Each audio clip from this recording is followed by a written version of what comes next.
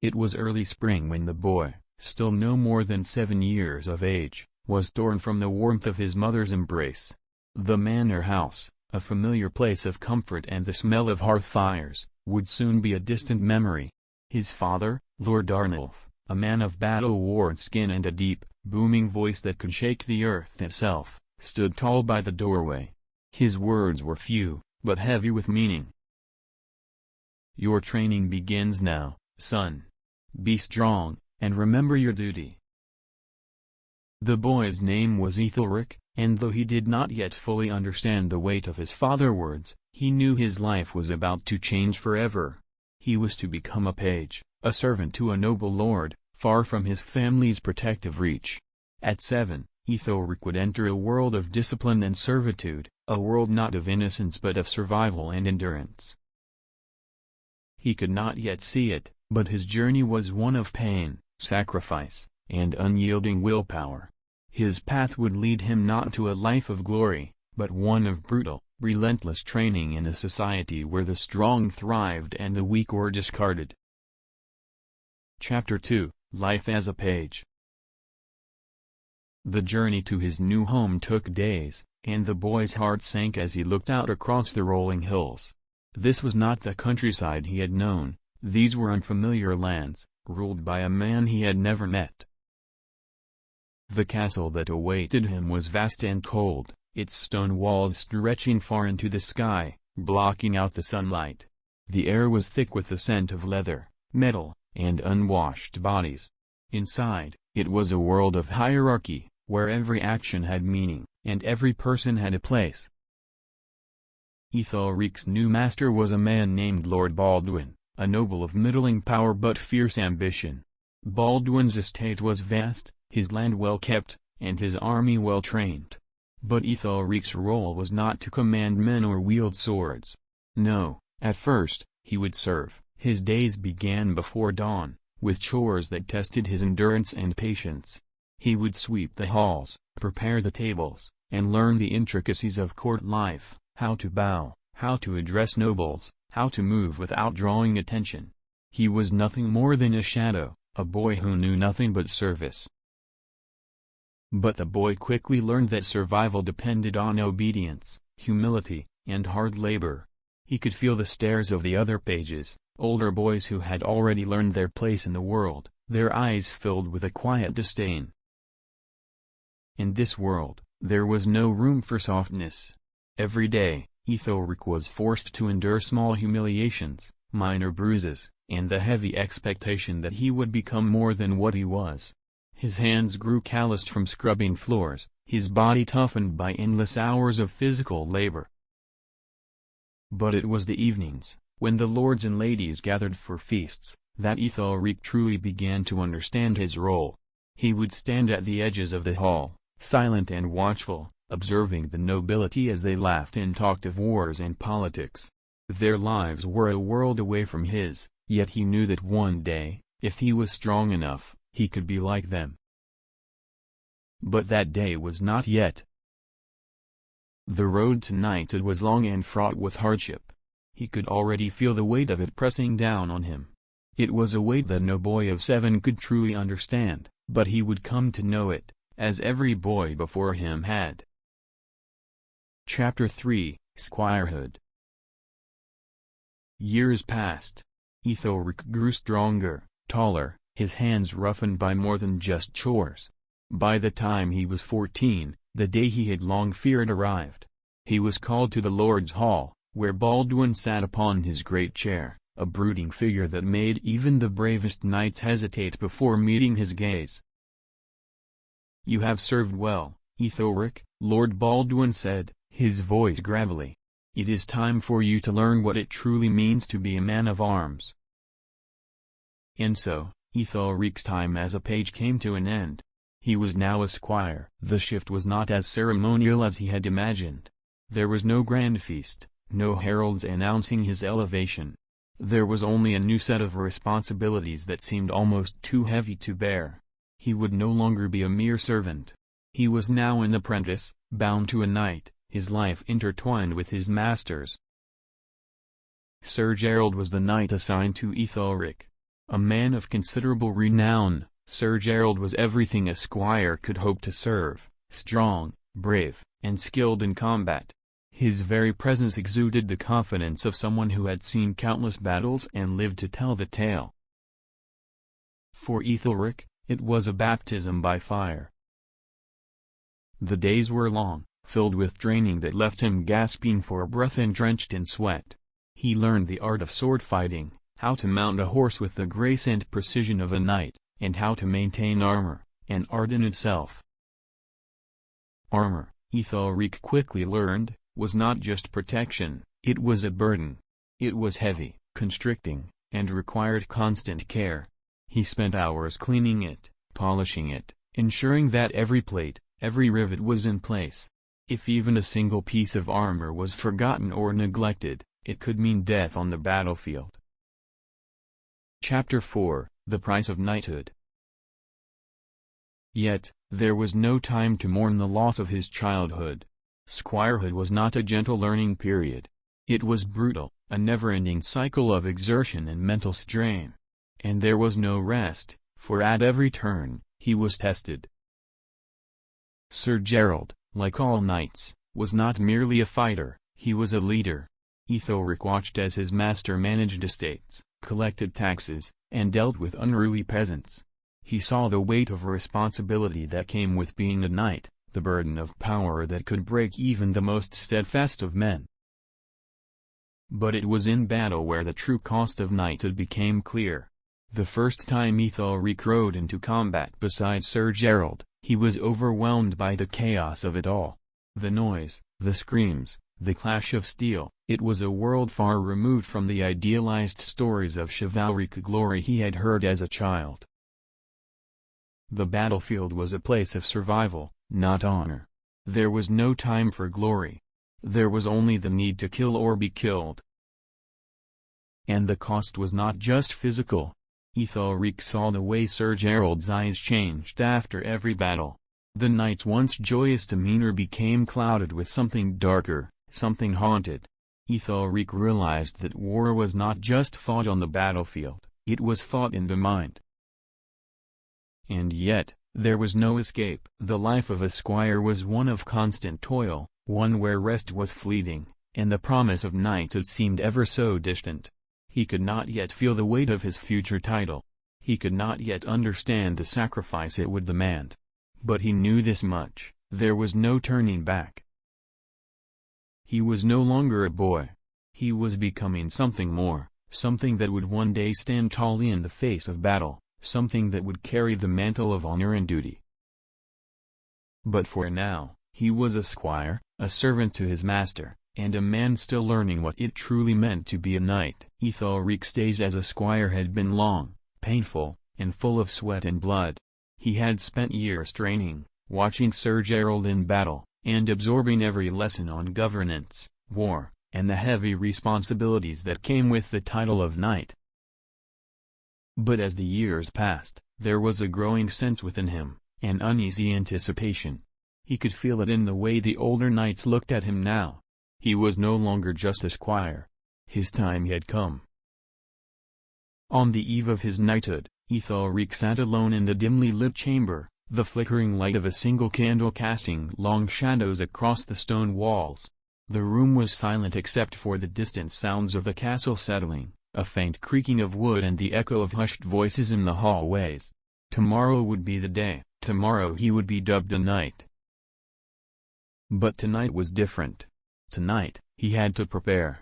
Not with swords or armor, but with the mind and soul. The night's vigil was an ancient ritual, a tradition that went back generations. It was a time for prayer, reflection, and fasting, a moment of deep contemplation about the responsibilities that would soon be thrust upon him. Ethelric knelt before the altar, his thoughts swirling. The weight of his past experiences, battle, duty, loss, pressed heavily on his chest. His hands, calloused and scarred from years of sword training, gripped the stone edge of the altar. Was he ready? Could he truly live up to the ideals that knighthood demanded? Could he embody honor, courage, and strength, even when faced with the brutal realities of the world? Outside, the winds howled, a reminder of the battles that raged in distant lands. But for Ethelric, tonight was a battle of the soul. Hours passed in silence as Ethelric prayed for clarity. He thought of Sir Gerald, his mentor, his master, the man who had shaped his path. Gerald had always preached the importance of duty, of maintaining one's honor even in the face of adversity. But Ethelric had seen the cracks in that ideal. He had seen Sir Gerald struggle with his own demons, the trauma of battle gnawing at him. But still, Ethelric understood. He had witnessed enough to know that the life of a knight was never one of simple glory. It was a life of sacrifice, of service, and sometimes, of compromise. The code of chivalry, that lofty ideal, was not always possible to follow to the letter. The real test of a knight was not in the moments of triumph, but in how one navigated the messiness of life, where right and wrong often blurred. The hours stretched on, and finally, as the first light of dawn broke through the narrow window, Ethelric stood. It was time. The sword would be placed on his shoulder, the ritual would begin, and he would be officially dubbed a knight. But in his heart, Ethelric knew that the true test was yet to come. The next morning was cold, the air heavy with the scent of dew and damp earth. Ethelric stood in the courtyard, waiting for the moment that would change his life forever. His armor gleamed in the early morning light, polished to a mirror shine, though he knew it would soon become as much a burden as a blessing. When the moment came, Lord Baldwin himself led the ceremony. The knights of the realm gathered, their eyes watching intently. There was no fanfare, no cheering, just a solemn silence as Baldwin placed the sword on Ethelric's shoulder. "By this sword, I dub thee Sir Ethelric," Baldwin declared, his voice filled with authority. "May you serve with honor, protect the weak, and uphold the laws of chivalry." And just like that, the transformation was complete. Ethelric was a knight. But it was not the grand ceremony he had imagined as a boy. There was no sudden surge of power, no overwhelming sense of glory. There was only the quiet weight of the sword on his shoulder and the knowledge that his responsibilities had just grown infinitely larger. As he donned his full armor for the first time, Ethelric understood the paradox of knighthood. The armor, while a symbol of protection and strength, was also a prison. It was heavy, constricting, and isolating. Every movement felt sluggish, every step a struggle against the weight of steel. The armor was his new skin, and it would soon become a part of him, both his shield and his burden. He looked at his comrades, the other knights, who were all similarly weighed down by the same reality. Some smiled, others stood stoically, but there was a shared understanding in their eyes. This was not a life of glory. It was a life of duty. As they mounted their horses and prepared for their first campaign together, Ethelric could not help but feel a twinge of doubt. Would he ever be able to live up to the expectations placed on him?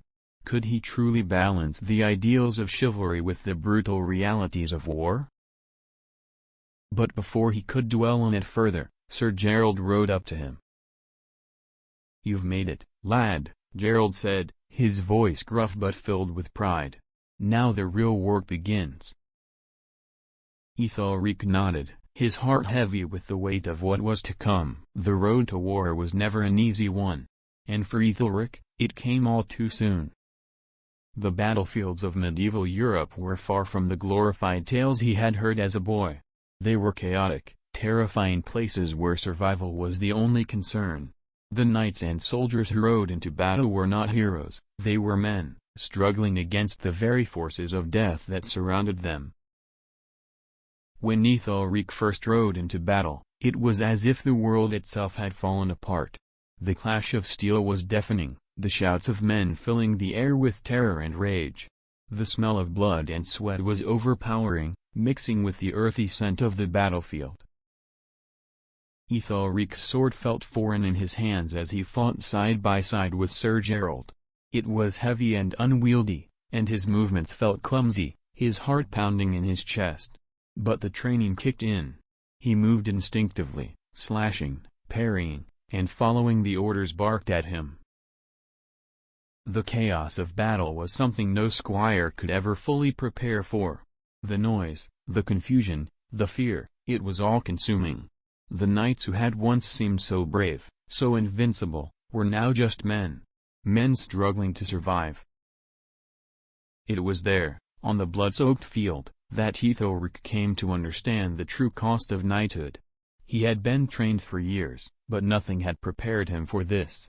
In that moment, he realized that knighthood was not about honor or glory, it was about surviving, about protecting those who could not protect themselves, and about enduring the horrors of war without losing one's humanity. In the years that followed, Ethelric found himself facing battles that were not only physical but also political. The life of a knight was not solely about warfare, it was also about governance. As he grew older, he inherited land and titles, becoming a lord in his own right. He had to navigate the treacherous waters of politics, deal with unruly peasants, manage taxes, and ensure justice was served in his domain.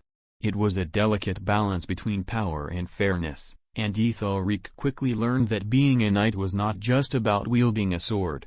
It was about ruling with wisdom, compassion, and strength. But even as a lord, Ethelric could not escape the constant toll of war. His land was often besieged by enemies, and he found himself once again in battle, fighting to defend his people. Each time he returned from war, he could feel the weight of age upon him. The years of combat, the loss of comrades, the weariness, it all took its toll. Years passed like falling leaves, each season leaving a new scar, each battle taking a toll deeper than the last. Sir Ethelric, once the fiery young squire with dreams in his eyes, had grown older, heavier in both body and spirit. The wars had changed. Once fought with sword and lance under banners of heraldry and honor, battles were now decided by smoke and powder, by faceless men wielding arquebuses from a distance.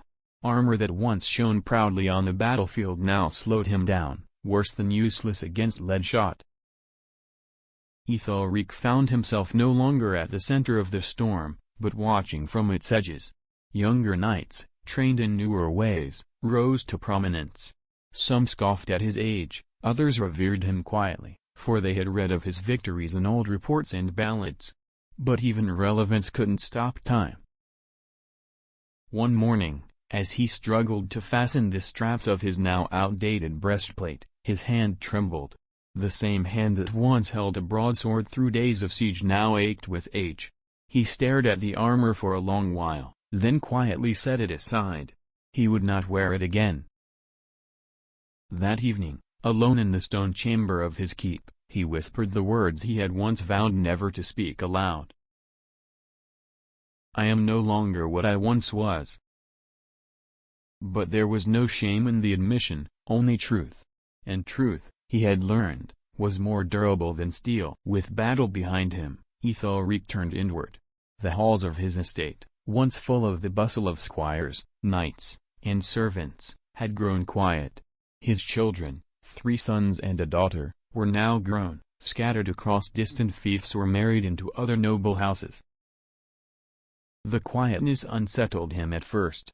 He had spent a life in movement, in charge, in war, in command. Now, he walked slowly through his garden, cane in hand, pausing to watch the bees hover above the late summer flowers. Time gave him a new battle, memory. He remembered faces, so many faces. Some smiling, others bloodied and broken. Sir Gerald, who had died with a sword through his ribs during the siege of Montferrat. Lord Baldwin, old and blind before the fever took him.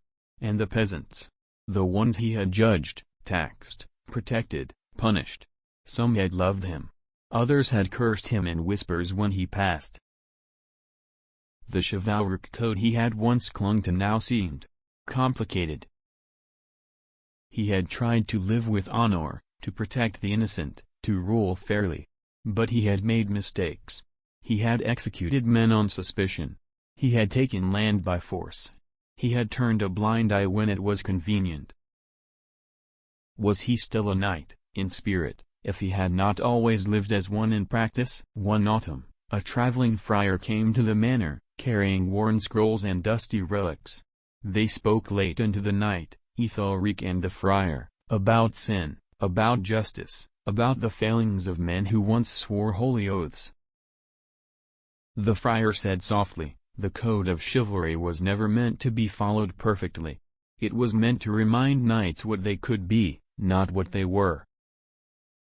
Those words stayed with Ethelric.